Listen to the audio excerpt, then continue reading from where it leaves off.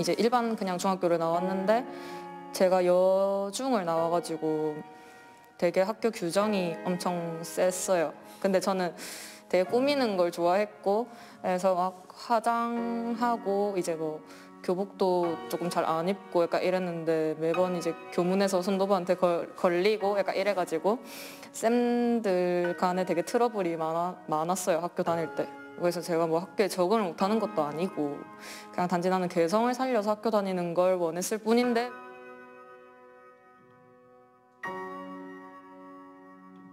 말하는 특목고를 못 가면 루저, 패배자라고 하는 얘기를 친구들 사이에서도 선생님들 사이에서도 암암리에 그런 인식을 아이가 갖게 된 거예요. 그래서 저희 아이가 좀 힘들어했어요. 근데 저는 그걸 몰랐어요. 눈치 없이 몰랐다가 중학교 3학년 때 되면 아이들이 이제 고등학교를 어디를 가느냐를 결정하게 되는데 저는 당연히 동네에 있는 일반고를 가겠지. 근데 뭐 특목고를 딱히 보내고 싶지 않은 마음도 있었고 뭐하러 그렇게 힘들게 가서 공부하나 이런 생각을 했기 때문에. 근데 아이는 특목고를 못 가면 루저라고 그러면서 열패감에 애가 시달리는 게 눈에 보이더라고요. 그게 너무 제가 충격이었고요. 황당하고 아니 어떻게 부모인 내가 아이한테 특목고 가라고 한 번도 한 적 없고 전혀 그런 거에 대한 선입견을 심어주지 않고 키웠는데 애가 중학교 가서 물이 들은 거예요. 그렇게. 그래서 안 되겠다. 이 상태로 그냥 고등학교를 갔다가는 소위 말해서 아이 버릴 것 같더라고요. 대안교육, 아직 많이 낯선 개념일 수 있습니다. 일반 고등학교에서 다니는 학생들 중에 학교 친구들이나 교육과정에 되게 적응을 하지 못한 친구들이 다니는 곳이라고 들었습니다. 누군가에겐 소위 문제아들을 위한 교육, 또 다른 누군가에겐 돈 많은 학생들의 전유물로 여겨지는 대안교육.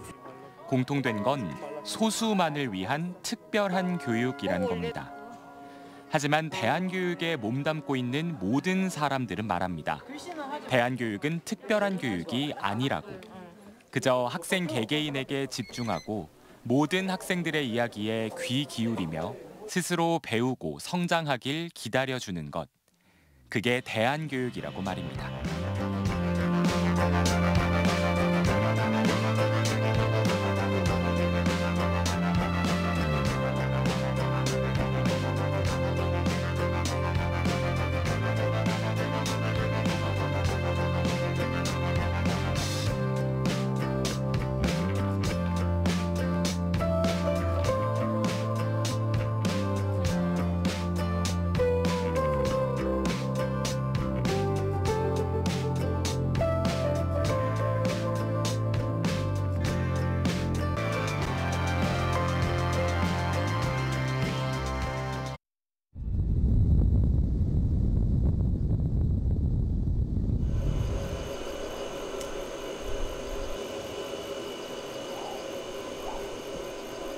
삼삼오오 모여 조별 활동에 여념이 없는 학생들.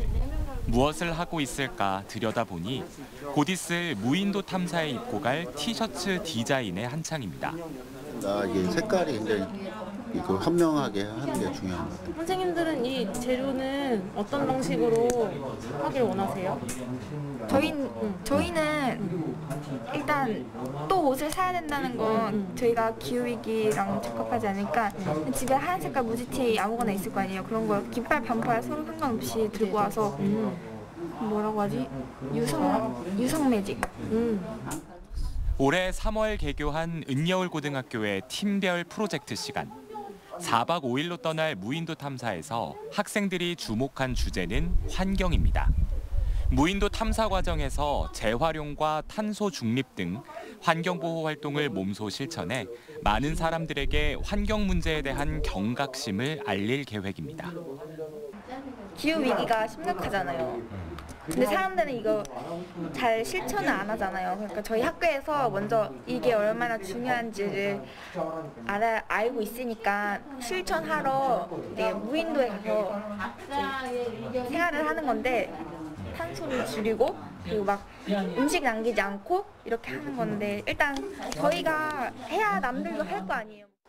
그럼 어떤 아이디어가 모였는지 들어볼까요? 팀복 입는 날이 지나도 계속 입을 수 있어야 한다. 4번 우리만의 지구의 날을 만들어서 입던 팀복을 입어야 한다. 5번 목쪽에 하쿠나 마타타를 적는다 등으로 티셔츠를 만들려고 합니다.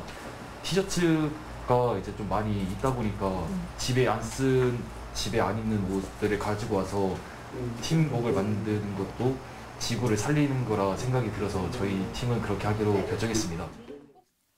일반계 고등학교와는 사뭇 다른 수업의 모습. 이 학교는 국어와 사회 두 과목만 교육 과정에 편성돼 있습니다. 나머지 시간은 팀별 프로젝트와 인턴십 등으로 구성됩니다. 정규 과목인 국어와 사회부터 인턴십까지 이 학교 수업은 교재와 수업 내용, 강사 등 모든 것을 학생들이 결정합니다. 그리고 우리 교육과정에 굉장히 열심히 참여하고 있어요. 사실은 아이들이 뭐 불평불만도 많죠. 그만큼 저희는 교육과정이 열려있기 때문에 그래요. 이 교육과정에 대해서 아이들이 굉장히 불평불만 많고 왜 불평불만이 많은지 어떻게 고쳐야 되는지를 계속 얘기해요. 그런 유연한 교육과정이 우리 학교의 핵심이고 또 아이들을 하나하나를 돌볼 수 있다는 게 우리의 핵심인 것 같아요. 무인도에 가고 그곳에서 환경활동을 하고 이 모든 과정을 준비하며 환경보호에 대해 스스로 찾고 공부하는 것까지. 은여울고는 학생 스스로 배움의 주제를 정하고 학습하고 또 이 모든 과정을 친구들과 선생님 등 학교 공동체 모두와 함께합니다. 배움을 실천하고 성장하는 학교라고 할 수가 있어요. 그래서 자기 스스로 자기 삶을 주체적으로 살 수 있는 역량을 기르는 게 굉장히 중요하거든요.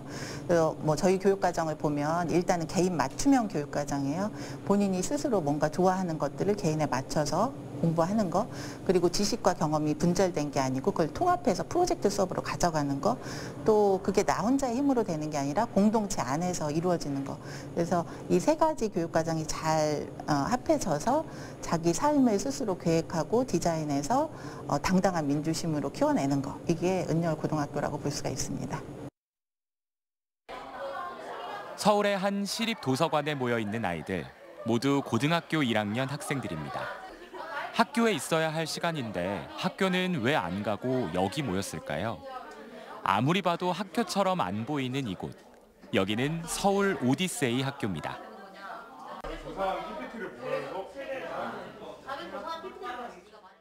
지금은 사회 시간. 이번 시간 주제는 공리주의입니다. 이 어려운 단어를 가지고 학생들이 뉴스 기사를 구성한다는데 일단 뭘 논의하는지 들어볼까요? 인간이 공리주의를 자기한테만 적용시켜서 한 문제점들을 얘기해요. 일단은 그럼 동물권이니까 그럼 우리 주제가 동물권이었지? 맞다. 그러면은 좀 동물 학대 같은 걸로 같이 넣자. 개공장 같은 것도 넣으면 되고. 최대 다수의 최대 행복을 추구한다는 공리주의. 학생들이 주목한 건 공리주의의 피해자들입니다. 우리도 모르게 우리 사회 속으로 스며든 공리주의. 이 학생들은 지구의 절대자로 군림한 인간의 행복을 위해 무차별적으로 희생되는 동물들을 공리주의의 피해자로 봤습니다.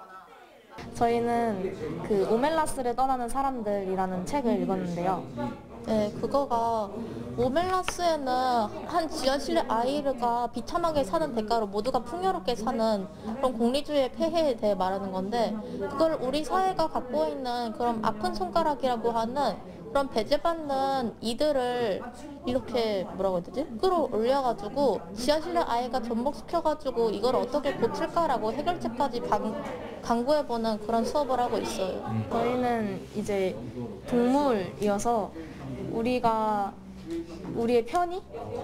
동물원도 그렇고 개 공장도 그렇고 공장식 축산도 그렇고 우리의 이익을 위해서 동물권을 침해하고 있는 우리의 얘기를 조금 다루고 있어요. 고1 공통사회 과정에 나오는 개념인 공리주의.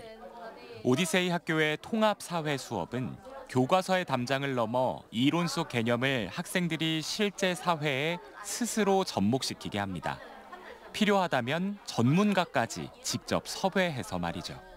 중학교나 그런 데서 배우는 거는 그냥 단어를 배우고 그 단어 정의를 배우고 그거에 대한 사례만 배우고 끝나는데, 이거는 그거에 대한 다른 사람들의 생각을 더 많이 들을 수 있었어요. 왜냐면 교과서에서는 그냥 교수의 의견, 어떤 철학자의 의견만 나오잖아요. 근데 여기서는 다른 친구, 내 옆에 있는 친구들의 의견도 있으니까 더 다양하게 배울 수 있는 것 같아요. 친구들은 어떤 거예요? 저는 맨날 중학교에서는 교과서에밖에 안 배워요. 그래가지고 내가 무슨 정의라든가 정말 내 사회에 심각한 사회 문제를 들었다 해도 그냥 교과서에서만 배워야 하는, 내가 정말 외우기만 해야 되는 그런 시험 문제일 뿐이어가지고 별로 와닿지도 않고 와닿는다 해도 금세 까먹는 게 전부였거든요.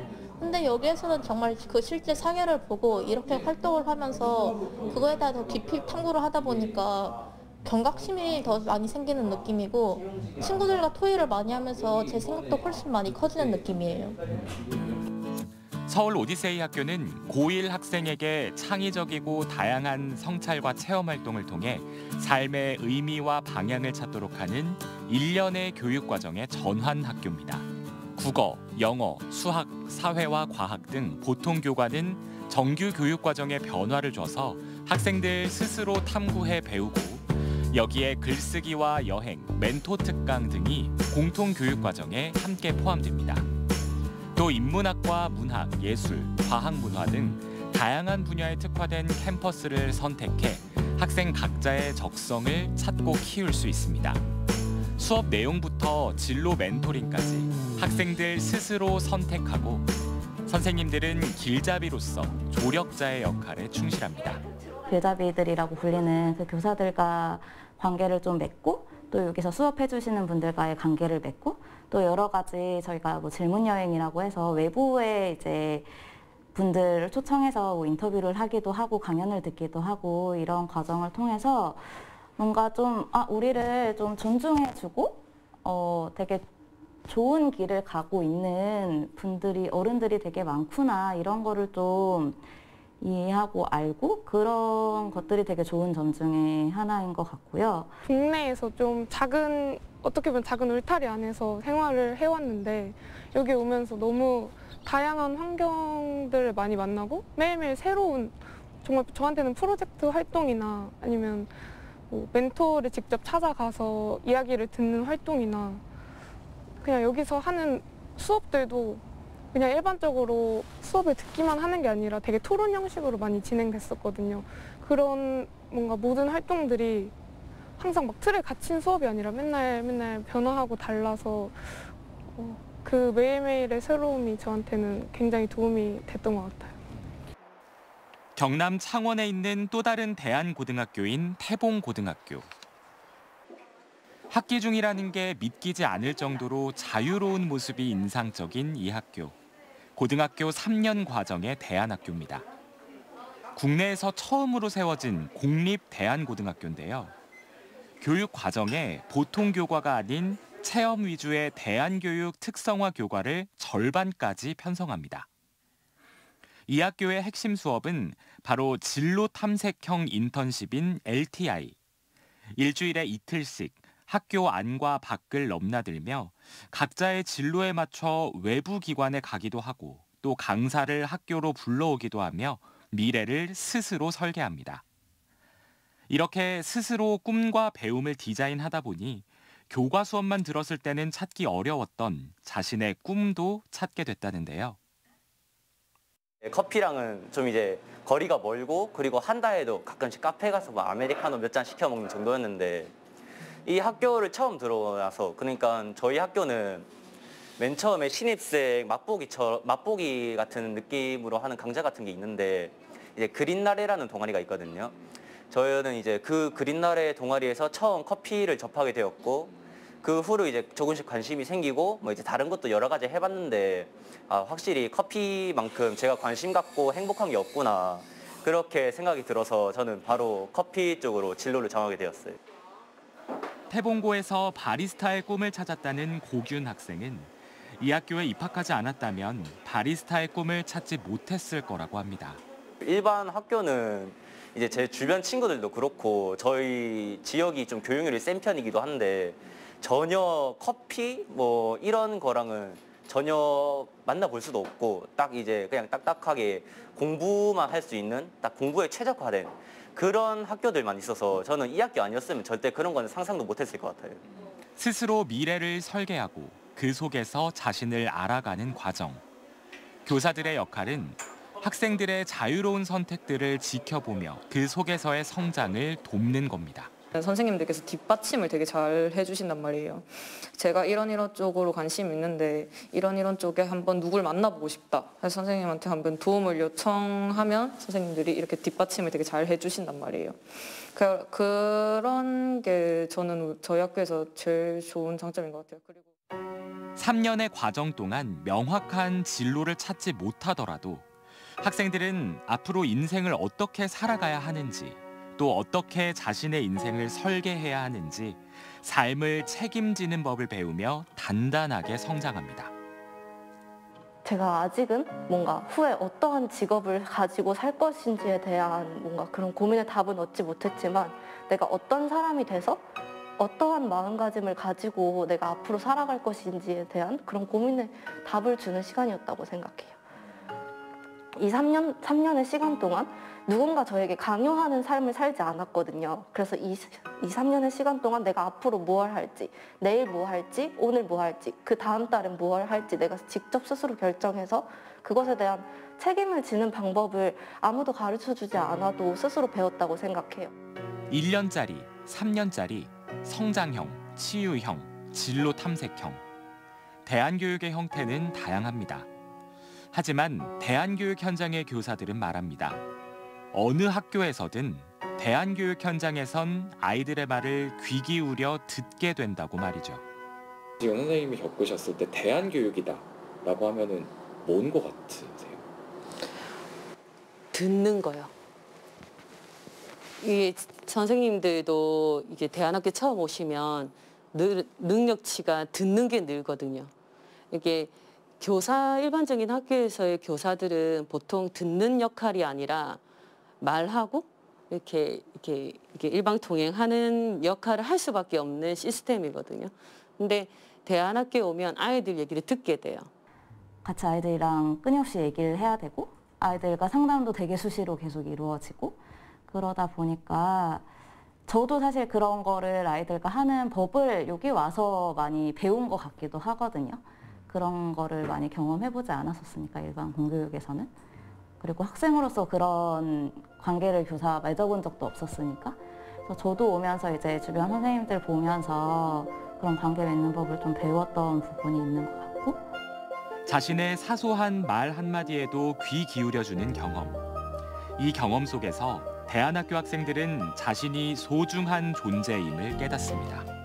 선생님들이 바라는 점들이 약간 다른 것 같아요. 그러니까 인문계라면은 그냥 일반 중학교였다면은 그냥 너희들이 성적을 잘 먹고 선생님 말을 잘 듣는 게 바라는 점이었다면 그런 것보다는 정말 인간적인 면들, 그냥 아프지 말고 뭐 그런 것들 있잖아요. 그냥 이렇게 뭔가 결과랑 성과가 중요한 게 아니라 그냥 정말 학생들을 인간적으로 바라봐주는, 학생이 아니라 그냥 사람 하나로 바라봐주는 것들, 그런 게 되게 달랐던 것 같아요.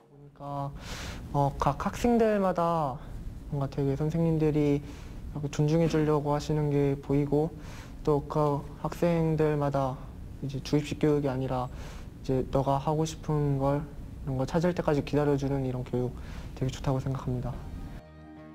존중과 기다림, 다양한 대안교육을 관통하는 이 단어들 속에 학생들 개개인 그 자체가 소중한 교육 과정이 되고 있습니다.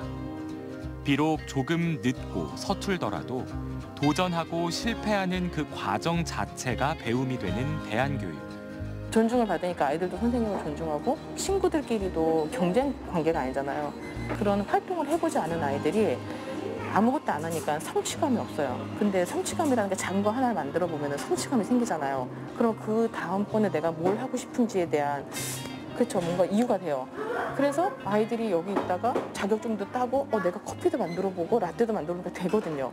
그러면 아이들이 그때부터 그럼 또 이것도 해볼까 저것도 해볼까 이게 발판이 돼요. 대안교육의 공통점이라고 하면은 저는 가장 크게 강조하고 싶은 건 뭐냐면 그 해외의 모든 대안교육의 단 하나의 특징을 한번 정해봐라 이렇게 얘기하면 저는 과감하게 뭐라고 얘기할 수 있냐면 한 학생이 소중하게 인식되는 교육, 그 한 학생, 예. 그 한 학생을 위해서 모두가 노력하는 교육, 이게 대안교육의 특징이거든요. 전환학교나 치유형 대안학교나 아니면 선도형 대안교육 모델이나 다 똑같습니다. 그게 생겨난 어떤 이유를 우리가 가만히 살펴보면 결국은 학생이에요.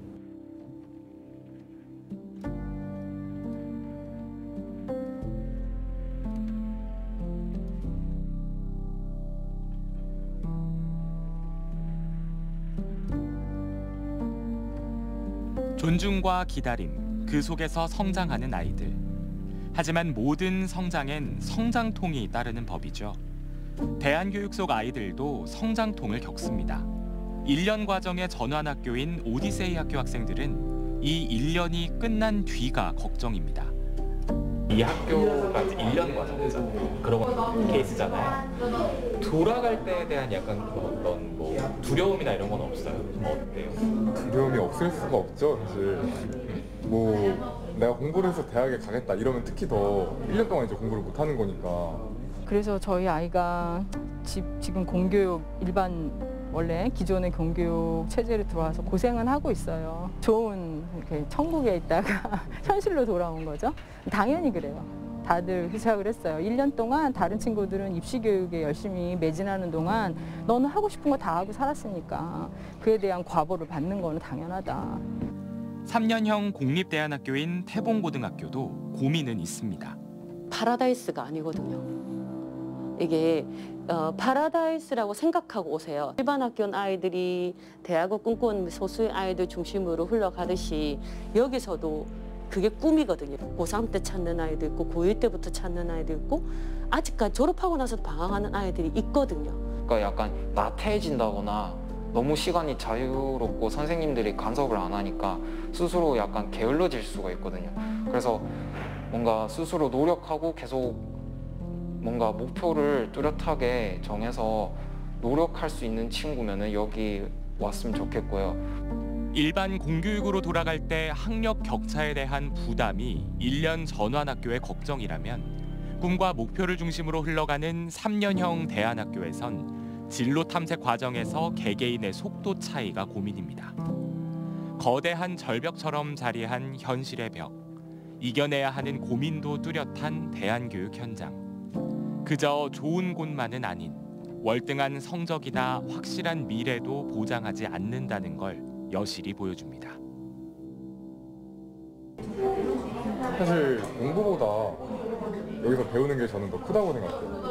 근데 여기에서는 맨날 자기 의견을 말하는 것이 일상이다 보니까 이렇게 제 의견도 당당하게 말할 수 있게 되고 그리고 제 나름의 생각도 커지게 되고 미래에 대한 그런 것도 그려볼 수 있게 되어가지고 당당함을 잃지 않을 거라는 그런 자존심 그런 것까지는 있어요. 네. 끝날 때쯤에 엄마 내가 1년 열심히 하면 잘할 수 있다 내가.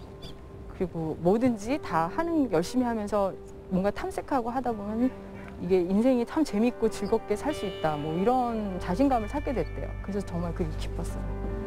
저희 딸은 거꾸로 가고 있어요. 처음에 자퇴한다 했다가 학교 다녀보니 재밌네. 그리고 이제 1학년 한 중간 가을부터 미술을 원래 옛날부터 그림을 그렸었는데 그리다 말다 했거든요. 그림을 시작했는데 너무 잘하는 거예요. 얼마 시작 안 돼서 막 클래스도 막 상위 클래스 올라가고 그래서 지금은 그림을 너무 미치는 듯이 그리다가 대학을 한번 가볼까 해서 대학을 한번 가볼게 하다가 또 과를 이제 반대로 된 거예요. 이제 과를 선택을 하고 고2 이제 고2거든요.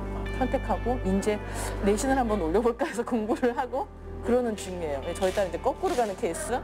그래서 요즘은 그 생각해죠. 내가 좀 기다려주기를 잘했다. 빠르게 변하는 사회, 그만큼 빠르게 변하는 아이들. 하지만 우리 교육은 아이들이 변하는 속도를 따라잡지 못하고 있습니다. 우리가 지금 현재의 공교육 시스템을 어떤 식으로 바꾸면 지금 완전히 새로운 신인류인 이런 학생들, 새로운 세대들을 우리가 잘 교육을 시킬 수 있을 것인가. 이 문제를 우리가 고민을 해야 되거든요. 그 고민의 전초기지 역할을 해줄 수 있는 게 저는 대안교육이라고 생각을 하는 거예요.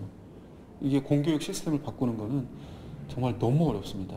예를 들어서 새로운 교육과정을 짠다든지 아니면 선생님들께 요구되는 어떤 요구들을 바꾼다든지 이런 것들은 정말 너무나도 지난하고 어려운 작업인데 세상은 너무도 빨리 바뀌고 있거든요.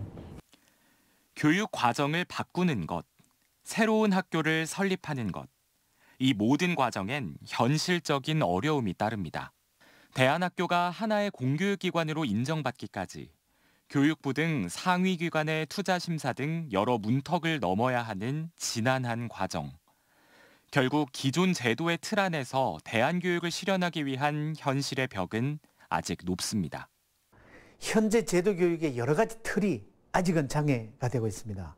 예를 들면 이제 교육 과정도 유연하게 하면서 제도 교육에 뭐 이수했다, 수료했다라고 하는 졸업 학력 인정을 할 수 있겠는가 하는 부분도 뭐 아직은 약간 좀 걸림돌이 좀 있고요. 지금 이제 중등 같은 경우에는 교과 단위로 양성된 교사들을, 그런 라이선스를 가지고 있는, 자격증을 가지고 있는 교사들을 TO를 줘가지고 선발하지 않습니까? 그러면 그렇게 선발된 선생님들로 어떻게 이 대안교육을 이끌어 나갈 수 있겠는가 하는 게 아직은 이 과도기의 과제이고요. 요즘에 닦아야 하잖아요. 토요일 이른 아침에 모인 학생들. 중고등학생들이 섞여 있는 언뜻 봐선 모임 같기도 한 이 단체의 정체는 다름 아닌 학교입니다. 야후학교 프로그램은 특징을 말하라고 하면 틀이 하나도 없다는 게 특징이에요. 그래서 야후학교 모든 프로그램은 참여자들이 함께 회의를 하고 그것을 다시 실행을 해보고, 그리고 또 잘못된 것을 환류해서 다시 수정을 하면서 계속해서 같이 만들어가는 형태로 운영이 되고 있기 때문에, 그래서 어떤 분들이 만드냐에 따라서 프로그램들이 다르게 만들어지는 게 저희 프로그램 특징이고요. 그래서 참여자들이 다 주체가 되는 거죠. 그래서 청소년들도 주체가 되고 청소년과 함께하는 활동가들도 계속해서 참여자들이 이 프로그램을 통해서 전부 성장하게 되어 있습니다. 틀이 없는 게 특징이라는 전주 야호학교는 교육청이 아닌 전주시에서 운영합니다. 청소년들이 해야 할 일이 아닌 하고 싶은 걸 할 수 있도록 기회를 주는 곳으로, 학교 건물도 제도권 속에 일정한 교육 과정도 없는 그야말로 틀이 없는 학교입니다. 전주의 청소년이라면 언제든 누구나 참여할 수 있습니다. 기존 학교들은 모든 것들을 좀 잘해야 한다? 그런 인식들이 많은데, 이곳에서는 잘하지 않아도 된다. 너희가 하고 싶은 대로 해라. 이런 인식으로 되어 있어서 조금 더 마음을 편하게 하고 참여할 수 있는 것 같아요. 저는 지금 취업을 준비하고 있는 취업 준비생인데 확실히 학교랑 병행하기에는 조금 힘든 점들이 있어요. 그렇지만 여기서 프로그램에 참여를 하면은 봉사 시간을 주기도 하고, 그리고 제가 자소서를 쓸 때나 그런 데에 도움이 되기도 하니까. 나눌 지식과 경험이 있다면 누구나 교사가 될 수도 있는 야호학교. 지역에 숨어있는 자원들의 풍부한 경험이 지역의 학생들에겐 자양분이 되는 지역 내 교육 공동체를 통한 선순환이 이루어지고 있습니다. 저희가 이제 항상 하던 것만 반복하다가 아이들과 함께 하다 보면 즉흥적인 아이들의 그런 생각들이 튀어나올 때가 있거든요. 저는 그런 걸 보면서 너무 흥미롭고 재밌게 느껴지더라고요. 그래서 저도 애들과 함께 그림을 그리고 있지만 또 아이들한테 그런 색다른 면을 배우게 되는 것 같아서 너무 재밌습니다. 학교 건물이 없어도, 정교사가 아니어도, 꼭 제도화된 교육 과정이 없어도 자유롭게 다양한 경험을 하고 그 속에서 자신을 알아가는 것 자체로도 야호학교는 대안교육의 새로운 가능성을 보여줍니다. 요즘 청소년들이 스스로 하는 활동보다는 사실은 시켜서 겨우겨우 행동하는 일들이 많잖아요. 근데 여기 오면 스스로 이제 기획도 하고 또 마무리까지 짓는 활동들을 하는 것 같아요. 그러다 보면 애들이 의외로 즐거워하고 또 자신감도 생겨하는 것 같더라고요. 그래서 이런 활동들이 아무래도 앞으로 살아가면서 자신감도 주고 또 큰 자산이 아이들에게 되지 않을까, 그런 생각이 듭니다. 일반 행정의 영역과 교육 행정의 영역이 엄격하게 구분이 되어 있습니다. 그게 현실이에요. 대부분의 시도는 그렇습니다. 그렇지만 선도적인 어떤 교육의 모델을 만들어가고 있는 시도를 보면 어떤 노력을 많이 하냐면 이 경계를 무너뜨리는 그런 노력을 굉장히 많이 하고 있습니다. 그래서 소위 말해서 마을교육 공동체다. 그러면 일반 행정의 영역과 그다음에 교육 행정의 영역의 전문가들과 실무자들이 한자리에 모여서 정말로 그 지역을 위해서 필요한 교육을 우리가 어떻게 규정할 것이고 어떻게 효과적으로 실행할 것인가에 대한 일종의 자원의 총력 집중이 가능한 구조를 만들어가고 있다는 거죠. 주말에 모인 선생님들이 연구에 한창입니다. 조별로 모여 앉아 진지하게 토론하는 건 바로 대안교육입니다. 충북에도 공교육에서 대안교육을 더 도입해 보려는 움직임이 있습니다. 선생님들은 대안교육연구회도 만들었는데요. 2024년 개교를 앞둔 가칭 단재고등학교와 또 그보다 1년 앞서 개교를 준비하는 괴산 목도고등학교 등 충북의 다양한 대안교육 과정을 구상 중입니다. 교사 개인이 한 반에 이제 20-30명 학생을 가지고 프로젝트 수업한다는 것은 결코 쉬운 일은 아닌 것 같아요. 일단 저희 학교에서 제가 이제 이걸 해보니까 이 프로젝트 수업에서 가장 중요한 것 중에 하나가 교사 협력인 것 같아요.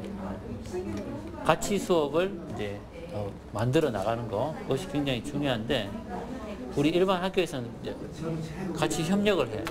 만날 시간이 없어요. 실제 시간이 없어. 두 번째, 수업 실수가 늘어날 수가 있어. 이제 그 진학과 그런 또 취업의 그런 형태에서 벗어나서 다양한 그런 또 성공 개념이라고 하는 것도 아이들에 맞춰서 다양한 그런 성공이라고 하는 것이 있다라는 것들을 아이들에게 인식시켜 주는 것이 굉장히 중요하다 이런 것도. 그런데 우리 스스로가 그 틀에 갇혀 있어요. 맞아요. 그 틀을 벗어나야 돼. 제도화된 교육 과정도 또 정해진 수업의 형태도 없는 대안교육. 그렇기에 확고한 교육 철학이 무엇보다 중요합니다. 최근 교육의 트렌드로 자리 잡은 프로젝트 기반 수업 PBL. 이걸 대안교육에 어떻게 적용시킬지 고민을 더 해보기도 하고. 조별로 스스로 나는 이런 프로젝트를 하겠다라는 거 처음에 발표하고 우리도 발표해보고 그렇죠. 마지막에 실제로 해보고 마지막에 발표도 우리가 해보고 그렇죠. 그래서 그런 걸 해보는 것 자체가 굉장히 의미 있을 것 같아요. 맞아요. 그렇지. 왜냐하면 아이들 사이에서 프로젝트 과정 시 일어나는 상호작용이나 이런 거를 사실 관찰만 하지 실제로 우리 간접 경험만 해본 거야. 맞아. 간접 경험만 해보고 직접 경험을 못 해봤으니까 이제 직접 경험을 할 수 있는 기회를 거기서 장단점 이제 우리가 해줘야 돼. 우리도 좀 한번 해봐야 돼. 요즘 누구나 갖고 있는 스마트 기기를 수업에 적극적으로 활용해 보자는 제안도 덧붙여 봅니다. Bring your own device. 그래서 그러니까 지금은 이제 컴퓨터실에서 아이들이 이제 컴퓨터를 한 대 두고서 다양한 학생들이 여러 학생들이 하나를 이렇게 같이 쓰잖아요. 근데 제가 봤을 때 앞으로는 각자의 기계를 각자의 학생들이 들고 다녀야지 자기가 할 수 있는 환경들이 다 세팅이 돼 있는 상태에서 공부를 할 수 있도록. 그리고 다양한 교과에서도 사실은 이 PC가 많이 필요하거든요. 기존 공교육에 몸담았던 교사들이 대안교육에 관심을 기울이게 된 계기는 뭘까?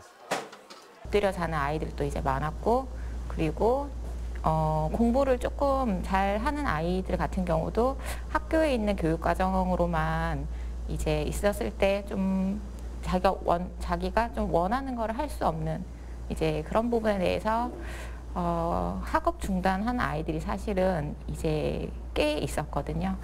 그래서 이제 그런 아이들이 증가하면서 왜 그럴까라는 사실 의문에서 이제 시작이 되었고요. 입시든 아니면 상위권이든 이런 아이들뿐만 아니라 다른 부분을 위해서 좀 쓰고 싶은 마음이 있어요. 그게 제가 생각하는 행복한 교사의 삶이 아닐까. 교사와 학생이 함께 주체가 돼 같이 만들어가는 대안교육. 선생님들도 꼼꼼한 준비가 필요합니다. 쉽지 않은 준비 과정이지만 그 속에서 교사들은 미래 충북의 대안교육의 모습과 자신들의 교육 철학을 다잡아가고 있습니다. 내가 이런 프로젝트를 했으면 학생들이 이런 결과를 내야지 라고 하는 조급함이 좀 있거든요. 근데 그런 부분을 좀 없애야 되겠다라는 생각을 많이 하게 됐어요. 교사의 조급함이 없으면 그리고 이 과정을 좀 더 중요시하게 하면 학생들은 결국에는 그 길을 스스로 찾아갈 수 있는 힘이 있다라는 거를 좀 알게 돼서 우리 이제 그런 거를 연습하는 과정인 것 같아요. 저희가 프로젝트 실제로 해보는 것도 중요하고 또 하나는 우리가 좋은 결과를 내야지 그리고 내가 이렇게 설계를 했으면 학생들이 이렇게 따라와야지 라고 하는 그런 조급함을 좀 없애는 과정. 학생 개개인에 대한 존중 속에 스스로 성장하길 기다려주는 것. 실패와 성공을 반복하는 과정의 가치를 깨닫게 하는 것. 대한교육이 가진 가치에 대한 공감대는 점점 커지고 있습니다. 전국적으로도 대안학교는 매년 늘고 있습니다. 상담 선생님이 꾸민 김모수환 학생. 은여울 중학교 3년을 마치고 다시 은여울 고등학교를 선택했습니다. 너무 공부만 목적으로 하지 않고 자기가 원하는 진로가 있다면 좀 더 그거를 깊숙하게 파고들 수 있더라고요. 제가 그동안 해왔던 좀 남들 보기에 믿음이 안 가는 행동들을 많이 해가지고 뭔가 너는 안 될 것 같다 약간 이런 식으로 생각할 것 같아서 말은 안 하고 다녔어요. 그냥 가족들끼리 있을 때만 말을 했는데 제가 아무래도 은여울 중학교에서 선생님들을 통해서 치료를 받았고 성장을 했잖아요. 그러니까 나도 누군가에게는 그런 사람이 될 수 있지 않을까 하고 또 내가 누군가를 치료해주면 그 사람도 저처럼 성장할 수 있지 않을까 해가지고 꿈이 정해지니 공부도 스스로 찾아서 하게 됐습니다. 목표 없이 무언가를 한다는 건 내가 그냥 이거 하면 좋으니까 이렇게 생각하면 이게 집중도 안 되고 그냥 멀리 해버린다고 해야 되나? 너무 그냥 그게 너무 귀찮은 거예요. 근데 목표가 생겼으니까 나 이제 목표 생겼으니까 내가 이거 하면 그 목표를 갈 수 있겠네? 이렇게 생각할 수 있잖아요. 일단 상담 선생님이 되려면 많은 아이들을 만나야 되잖아요. 그래서 내일 저 어린이집으로 실습을 나가기로 했어요. 자신을 알아가고 자신의 진로를 탐색하는 과정 속에 모수환 학생은 행복이 무엇인지도 깨달았습니다. 요즘 사람들은 그냥 계급, 지위 높은 직업 그게 가지는 게 행복한 거고 또 지위 높은 직업을 가지는 게 성공한 거라고 생각해요. 행복은 내가 원하는 걸 하는 거, 남 눈치 보지 않는 거, 그리고 서로 공동체로 생활하는 게 행복한 거라고 생각해요. 가끔 싸움이 있어도 갈등이 있어도 그걸 풀어가는 과정이 행복하다고 생각하는 것 같아요. 학생들 개개인을 존중하고 좌충우돌 속 깨달음을 얻길 기다려주는 것. 학생 한 명 한 명마다 각기 다른 교육 과정. 어쩌면 대한교육은 우리가 잊고 있던 교육의 본질에 다가서는 과정일지도 모릅니다. 아이들 하나하나에 관심을 가지는 거예요. 기본적으로. 그래서 아이들이 욕구를 전부 다 파악하고 아이들이 어려움을 겪고 있으면 왜 어려운지를 전부 다 물어보는 거거든요. 굉장히 어려운 일이지만 원래 교육이 원래 그렇게 해야 되는데 못한 거를 하는 것뿐이에요. 너무나 특별한 교육, 소수의 학생들만을 위한 교육이 아닙니다. 저는 대한교육이라고 해서 뭔가 특별하다고 생각하진 않아요. 그냥 기존에는 공교육 시스템 안에서 모든 사람들이 똑같은 교육을 선택권이 없이 똑같은 교육을 받아야 된다고 했다면 지금은 교육도 학부모 혹은 아이 스스로가 난 이런 교육을 받고 싶어라는 선택을 할 수 있는 시대라고 생각이 들고요. 그 시대에 저희는 그냥 대안학교를 선택했을 뿐이에요. 우리가 학원을 가도 내가 이 학원을 갈지 저 학원을 갈지 고르듯이 저는 학교 교육도 나라에서 정해주는 대로 모든 학교를 다 일방적으로 가는 것이 아니라 교육도 선택할 수 있어야 된다고 생각하고 그리고 분명한 성장을 이룹니다. 제가 중학교에 입학하기 전에는 되게 자존심이 낮고 좀 제 자신이 많이 힘들었었거든요. 자신감이 낮아서 밖에 나가는 것도 많이 무서워했는데 이제 중학교에 다니고서 자신감도 많이 성장을 했고 그리고 이제 공부할 마음도 생겼고 이제 정신적으로 많이 건강해져서 많이 그 부분에서 성장한 것 같습니다. 태연이에 대해서는 걱정이 일단 없어졌다는 거, 그리고 본인이 스스로 알아서 일상생활에서부터 그리고 본인이 하고자 하는 어떤 공부 쪽에서도 스스로 하는 걸 보면서 믿음이 많이 가는 것 같아요. 그래서 제가 굳이 잔소리 안 해도 되고 오히려 말을 하다 보면 아이에게 많은 걸 배우게 되는 그런 입장이 된 것 같아요, 현재는.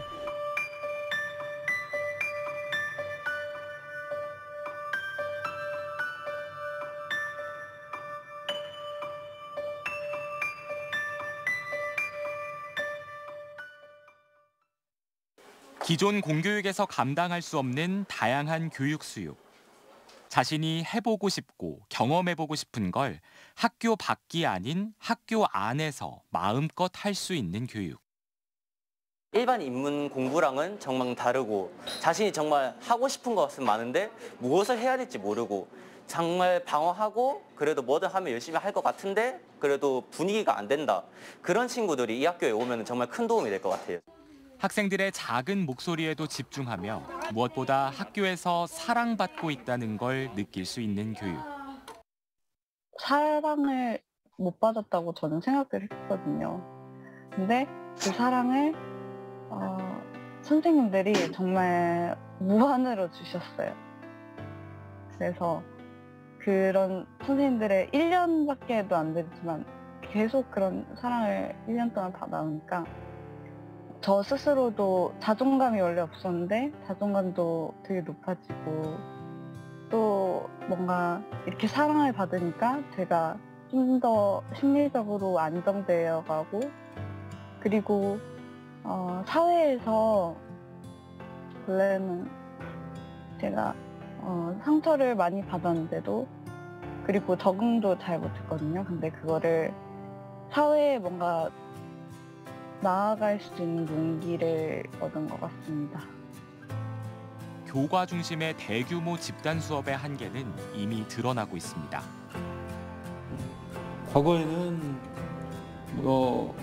한 반에 60명 들어가고 그것도 학교가 다 감당 못해서 오전반 와서 공부하고 가면 다시 오후반 와서 2부제 교육을 하고 막 이런 시대도 있었잖아요. 근데 지금은 너무나 학생 수가 급감하고 있기 때문에 그러면 우리가 그 많은 대중 중에서 몇 명만 추려서 우리가 취직시켜야 되는 이런 시절이 아니잖아요. 지금은 너무나 조금 학생이기 때문에 학생 하나하나도 실패하지 못하도록 만들어야지 우리 국가의 형식을 유지할 수밖에 없는 그런 시대를 맞고 있는 거예요. 그럼 교육의 시스템 자체도 한 사람의 성공을 위해서 모든 역량을 결집시키는 그런 교육의 패러다임으로 재설계될 수밖에 없는 거죠. 학생 스스로에게 선택권을 주는 교과 과정의 유연화. 원하는 걸 자유롭게 체험하면서 미래를 설계하는 과정. 이 모든 과정 속에서 친구들과 선생님들, 공동체의 소중함을 깨닫는 교육.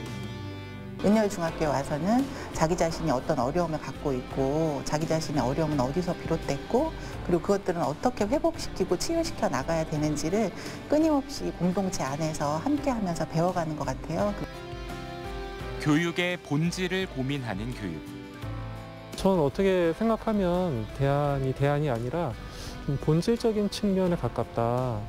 우리가 이제 공교육에서 그동안 해왔던 교육들이 어떻게 보면은 교육의 본질을 잊고 있었던 건 아닌가. 아이들이 스스로 배움의 주체가 돼서 이렇게 성장할 수 있도록 하는 게 어떻게 보면 교육의 본질이고 자기가 하고 싶은 거, 자기가 배우고 싶은 것들을 이제 좀 자유롭게 할 수 있는 시대가 되지 않았나라는 생각이 들어서 대안학교가 제 생각할 때는 교육의 본질을 돌아가는 그런 학교라고 생각합니다. 이것이 대안교육입니다.